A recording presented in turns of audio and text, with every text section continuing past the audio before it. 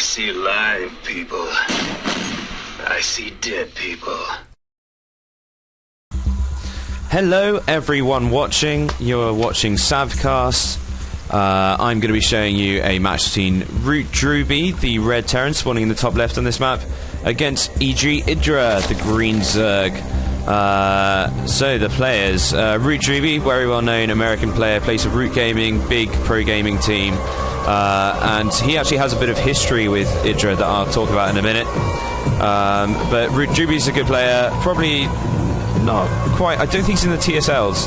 I should probably check up, sorry for that.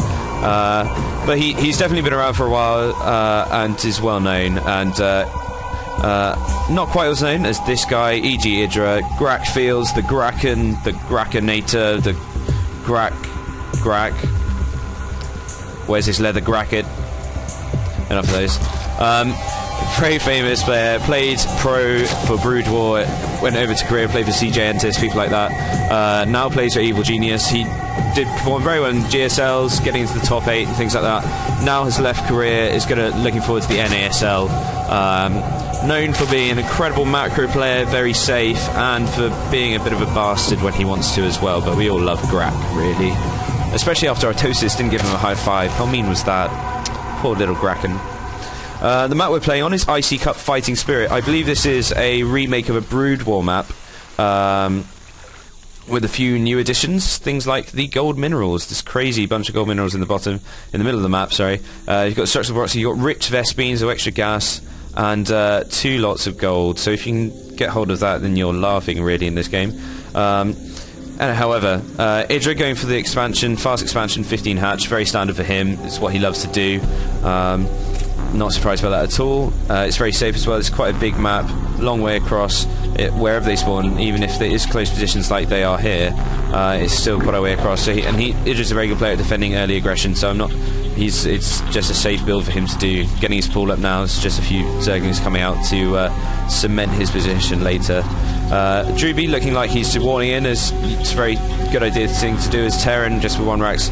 Vulnerable to Bailing Bust, but it's unlikely to be Idra's sort of thing. Sending out 1 Marine to stop any scout, so I think this drone might not see very much. And it looks like Drewbie going for a 1 rack to expand, so being pretty economic in what he's decided to do. It looks like this drone is going to get stopped by probably the 2nd Marine, but Idra does see it, I think. He did see that, sorry about that. He knows that Drewbie's gone for a expand, so he knows that this is going to be safe. There's going to be no pressure coming on. 2 Marines looking out, probably looking to see if they can find a spare Overlord, but Idra's used his to go and scout to the bottom right main just to check where Drewbie is. Other one up on here, this cliff, giving him some vision of across his choke. I like this choke actually. It's sort of like a drawbridge into a castle kind of thing, isn't it? Yeah, exactly, a castle. But I think Idra's now just going to want to sit back and drone up because he knows there's not going to be any early pressure coming on just yet. Drewbie even building a bunker. He's almost worried about aggression. Surprising to see, really, because Idra's not really known for early sort of Zergling run-bys or anything like that, or Bailing Busts, really. So Drewbie just being cautious. It's always a good idea as well. These Zerglings just poking in. Idra, a very good player. No, he only built 2 Zerglings. That's how good. One of the sort of standout things about Idra is the way in which he's able to just build drones when he needs to and build units when he needs to. He's probably one of the best Zerg players at knowing when he needs to drone, when he's with units. Drewbie got his 2nd gas, getting up a factory. What's that SCV doing? Don't know. Building another factory. There we go. So 2 factories. Barracks going to be putting on a something. Oh well. Zerglings getting just pushed. All these Marines might make a bit of a push. Probably just going to kill these Zerglings and take a bit of map control. No Zelnaga towers on this map. It is like an old Brood War map. None of the new sort of shenanigans apart from these gold minerals. But I really think that's more of a sort of gimmicky thing on this map than anything serious, because it's incredibly hard to defend if you did manage to take it. But Idra just poking in, making sure there's nothing happening just yet. Tech Lab going on in the factory, and Reactor going down on the back, so I expect we could be seeing some Blue Flame Hellions popping out. Wouldn't be very surprised at all. Just switch the Reactor over to the factory when that's done. Idra getting his Bailing Nest up, good idea, and a Spinecrawler at his expansion just to make sure he's safe from any aggression. He's got a good number of Speedlings out now, actually. And Drewbie actually with a bit of a spy lead, so maybe EGIdra did he really need to produce these Zerglings? He's probably just wanting to keep map control and make sure that the Marines can't sort of push out. I expect that's why he's decided to do that. EGIdra's spreading his creep, make sure he's getting a good creep spread out. Just one tumor at the moment, really. And having his overlords here, another one here, making sure there's no drops coming, and down here as well, making sure they're not coming around to the other way of the map. So really there's no way for Drewbie to get out of his base without EGIdra knowing. That's just great play from EGIdra. So we've got 3 Hellions already built and 3 more on the way, and I think Drewbie might want to push out after this is done. EGIdra actually getting his Spire up and his bailing speed because he's already got his layer. So I think EGIdra will sort of depends if his Spire finishes before Drewbie decides to push out, but I have a feeling that Drewbie will want to push sooner than later, roast these Zerglings and then see if he can slip into the main, although it's rather difficult really because the ramp's here and that extractor kind of blocks it off anyway, and this is a very narrow choke as well. So I think EGIdra probably he's putting out another spine crawler now already. I think his Zerglings have seen these Hellions coming out. There's very quick reactions from EGIdra. He's suddenly building 10 more Zerglings to help defend this, bring the other ones back, and this is going to be interesting to see whether Drewbie can do some damage with this. He needs to, really, if he can. Otherwise, Idris is going to be able to drone up. And look at this, another Evo Chamber used down to the block. The Zerglings really they get us around. Use the Queen to block as well. His second Queen's come down too.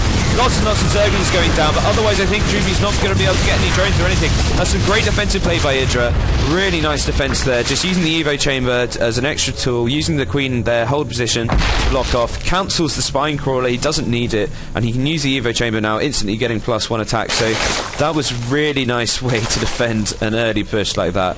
I really appreciate that kind of defensive play. That was excellent. EGIdra is getting a whole bunch of speedlings out now, just probably seeing if he can lock down these Hellions, but they're just out scouting, make sure he hasn't taken a sneaky third somewhere in another main. +1 flyer going up now, and 6 Mutas on the way for EGIdra. Drewbie himself getting up a couple more barracks and a starport, so I'm not sure why he's getting the starport. He's already got an early factory, he's going armory, and he's going for a +1 weapon, so I think he's going to be going to some mech, getting 2 Thors out now already, and I think we could be seeing some sort of marine mech build coming out for the mid game from Drewbie. EGIdra just sniping off a missile turret. He hasn't got too many meters up. Drewbie has built his 3rd command center, so he is looking to expand probably to here. The 2nd and 3rd are nice and easy to take on this map. Although there is this other ramp here into your 3rd, but it is a ramp. Ramps are much easier to defend than open spaces like there normally is on other maps. Look at this creep spread coming out already from EGIdra, creeping out of his... I mean, he hasn't connected up his 3rd. He is taking his 3rd now, though. Sorry, I missed that earlier. So I think EGIdra is sort of having held off that early push, now just going to be able to sit back and drone up. He's only up by 2 right now, and actually Drewbie is doing a great job of keeping up with the SUVs. They're equal right now. But EGIdra is going to feel pretty comfortable, I think, really. So Drewbie is getting medivacs out. He's switched over that reactor that was used for Hellions onto the starport. Great economic use of his add-ons, and now he's getting 3 reactor barracks, and he is researching Stim as well. So we're going to see an awful lot of Marines, and looks like quite a few Thors and siege tanks as well. He's got a nice little force here. Oh, EGIdra, if Drewbie's floating up this 6 hunters, so he's just going to be able to lock this down. Apart from Drewbie, nice little elevator on the Thor there to get enough units down here to defend from these Mutas. Muta harass, always horrible for Terran to deal with. Well, I hate dealing with it anyway, but I'm not very good. So EGIdra's got a decent number of Mutas out now. He's got 17. That's the sort of number where they start to become really dangerous, because they can just sort of pop in behind your mineral line on your expansions, and you can lose SUVs very quickly. Drewbie building a couple of missile turrets. The kind of play I know EGIdra is, he probably won't want to suicide too many Mutas onto those, so I don't know how effective his harass will be, but the great thing about harass is even if you don't kill too much stuff, you always make your opponent think that you might just slip into his base. It's quite a psychological kind of thing, and it just adds an extra sort of worry onto your opponent while they're playing. So it looks like EGIdra is going in, taking out a few SUVs, taking out 1 missile turret, but I think he lost 1 Muta there. A little bit of micro, old Brood War style micro, packing up with Mutas. Drewbie stopped all his SUVs from mining. He needs to put them back to mining. There we go. Well done, Drewbie. Aren't you good? Well done. EGIdra's taken he actually took a very fast 4th, hidden down in the expansion to the bottom right main, and it's going to be interesting if that's going to be the right decision. I think it might just be. I think he's going to be able to get away with it. We saw in one of my earlier videos, Goody versus Damaga. Damaga went for a very early fourth and Zanaga Caverns, having gained an early lead. EGIdra pushing it again. And it probably turned out to be the wrong decision, because Goody then went for a very fast push. And Drewbie looks like he might be looking to push out sometime soon himself. So I wonder maybe if EGIdra might have overextended himself. That said, he's got a supply lead now. He's got a worker lead of 8 now. We look at the overall supplies, he's got a supply lead overall of 14. So he does have a bigger army and a bigger economy. So I think, actually, he's probably going to go with that just fine. And if we look at his sort of army he's building, he's getting banelings, mutas, and he's going to have plenty of speedlings around. He's building 16 speedlings now as he sees Drewbie pushing out onto the map. Drewbie probably going to want to scan, take some creep tumors out. I think this could end up in sort of one massive climactic battle as they just sort of butt heads with their armies. But if it's all about how Drewbie engages. If he slow pushes with his siege tanks, he should be fine. If he tries to be a bit more risky and sort of 1A his army in, then I think it might not turn out so well, but we'll have to see what happens. EGIdra now moving into the third, doing the damage. There is a planetary fortress there, but because it doesn't shoot up, these meters are going to be taking out plenty of SEVs. So SEVs going down everywhere. EGIdra now has a supply lead of 27 and a worker lead of 28, so doing some great damage. But here's Drewbie, he's starting to push out. He needs to siege up. There's scan, but there's all the banelings and zerglings coming in. All the tanks are going to go down. All the marines are going to get killed by the banelings as well. Oh, this is dreadful for Drewbie. All the mutas are going to come in as well. Oh, no more marines. All the mutas just magic boxing the Thors, and that, I think, that's the GG. So it did come down to this one final sort of battle. Drewbie, he saw the mutas out of position up here, but mutas are fast units, and then he obviously he scanned and decided to sort of go in for the push anyway. He really should have backed off and sieged up, because there was a huge number of zerglings and banelings just here. I just don't think that was the right thing for him to do. Lost his entire army, and sort of EGIdra had so many units left over. By the end of that, he was sort of 60 supply ahead, with a 4th base going up, getting saturated. So that really didn't work out well for Drewbie. I believe, from what I know, this is a game from the Justin TV Invitational. It's a tournament. Justin TV's been really good at hosting lots of StarCraft games. So I believe there is a couple more from this. I think it's a best of 3. So I'll be casting 2 more games from these two. No bad BM yet. Drewbie's known for being a bit like that as well, and EGIdra definitely is. But they're managing to keep their manners so far. So we'll go on to game 2. Thank you very much for listening, and goodbye.